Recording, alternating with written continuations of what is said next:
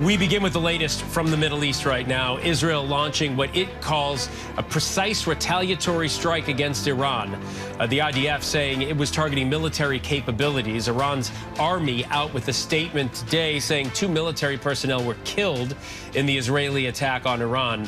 Joining me now, foreign correspondent Tom Soufi-Burridge, monitoring developments from Israel for us, and former National Security Council Senior Director for Counterterrorism, Javed Ali. Tom, I want to start with you. Israel says its attack is now over, while Iran appears to be downplaying the impact of the airstrikes. What is the latest that you're hearing from inside Israel today? Yeah, so this was a series of strikes, effectively, that lasted about 4 hours throughout last night, Phil.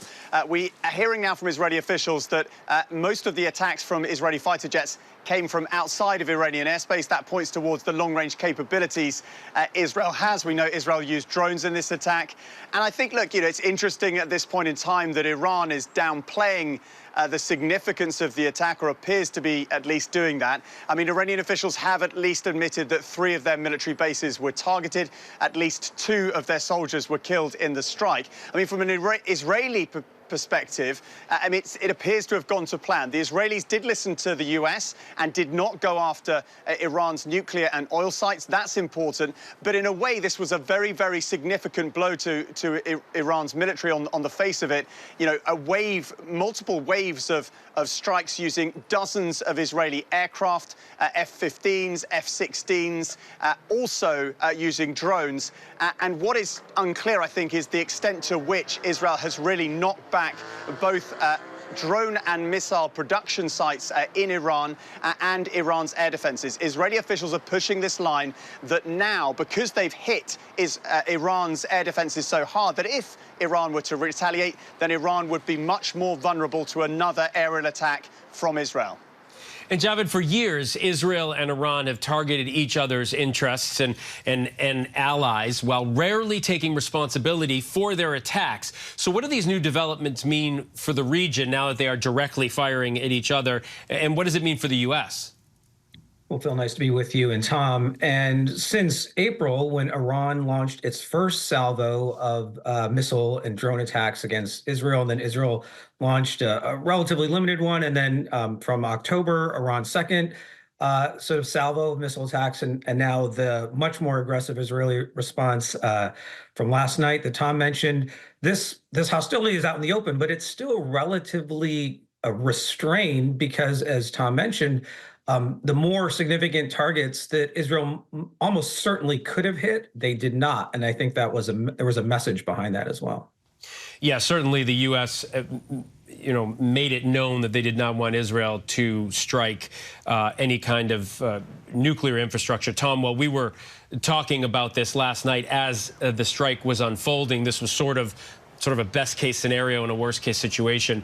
European leaders are also now on alert as tensions continue to grow, and all eyes now on a possible Iranian response. Foreign minister saying Iran, quote, has no limits when it comes to defending its interests. Is that talk? What does that mean? It could just be rhetoric. I mean, I think also, Phil, you could say that the Iranians are leaving the door open right now. I mean, I think, in reality, they're probably considering the impact of the strikes, both on their own military capabilities, the severity. To what extent did the Israeli military knock back those missile and drone production sites? Remember, Iran has been selling those drones all around the world, in particular to Russia for its war in Ukraine. It shows you the global nature of this conflict to some extent. So look, the Iranians have a calculation to make now. They'll want to save face. They won't want to do nothing. They might not act very quickly. They might bide their time, and they might have to bide their time because it's a very, very difficult calculation to make. They will want to do something, but if they go too far, again, they are up against a very, very powerful military in the Israelis who have way more capabilities than them, and it could end even worse than it has last night. And Javed, I'm wondering what would have to happen in order for the U.S. to be brought further into this conflict? In other words, what kind of response would we see from Iran that would make the U.S., more involved? So if the U.S. were to get involved again militarily, I would have to imagine Iran would try to launch what resembled what they've already done in April and early October with these combined ballistic missile and cruise missile and long-range rocket and drone attacks. And in both of those instances, U.S. Assets in the region from the air, the ground, and the sea contributed to hitting those weapons and making sure they didn't enter Israeli airspace. And then Israel has its own capabilities with Iron Dome and Arrow. And recently, the U.S. moved another missile defense system into Israel. So I would expect if Iran does something like that again, we would see that similar kind of U.S. response. But I agree with Tom. I don't think Iran right now is in a moment where they're going to try to retaliate from what happened last night. I think they're going to sit and wait and kind of consider a bunch of different options.